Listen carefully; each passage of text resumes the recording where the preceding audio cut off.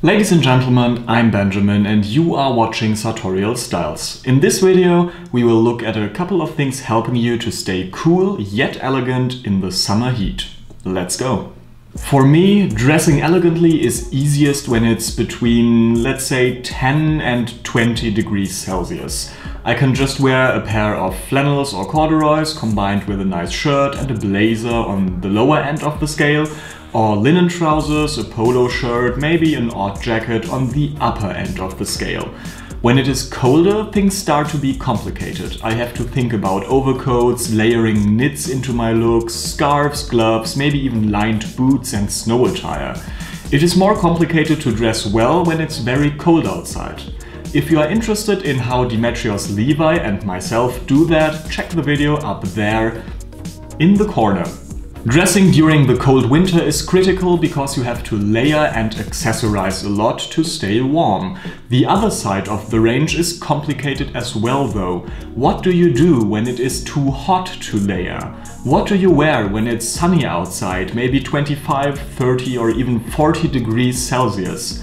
Even a light wool jacket would probably make you overheat.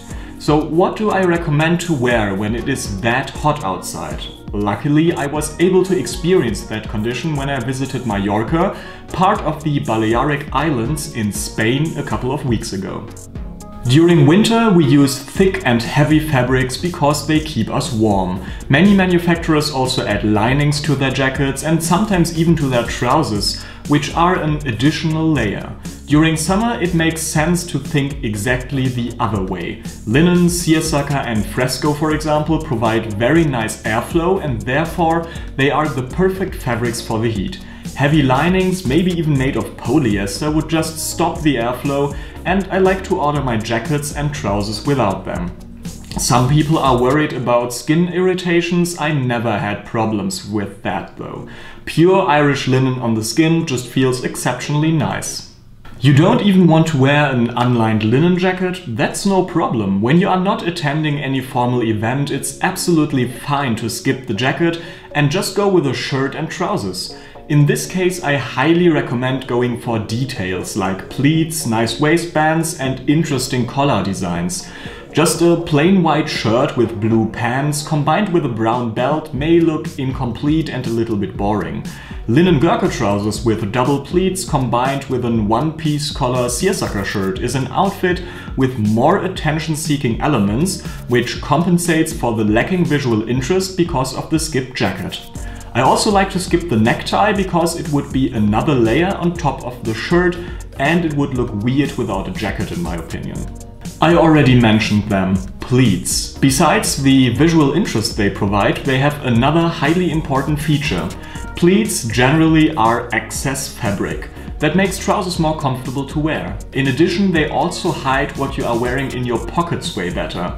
Fully cut pleated trousers with a phone, keys and maybe even a small wallet will still look good and well shaped, while tight flat front trousers will already be crumpled up.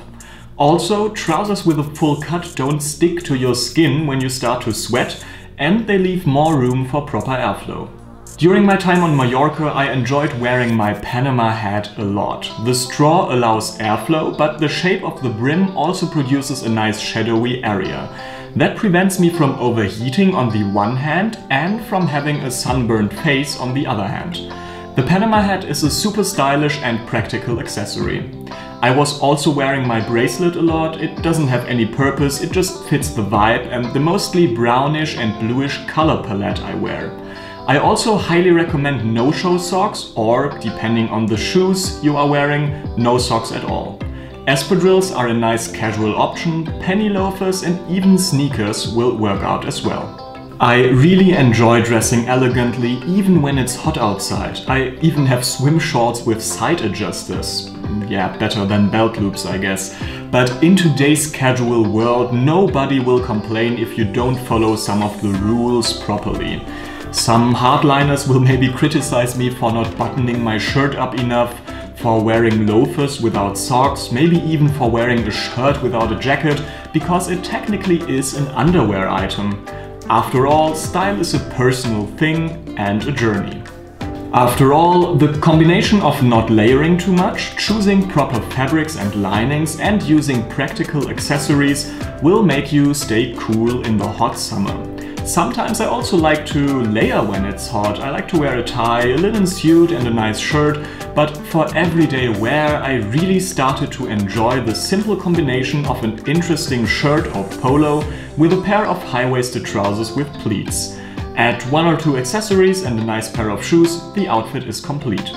This may not be sartorially correct, but it is my way of beating the summer heat. Feel free to share your way in the comments and to watch the 2 videos I linked up there. Down there you can subscribe to my channel and click on the bell icon to be notified when I upload new videos. Have a nice time and see you next week.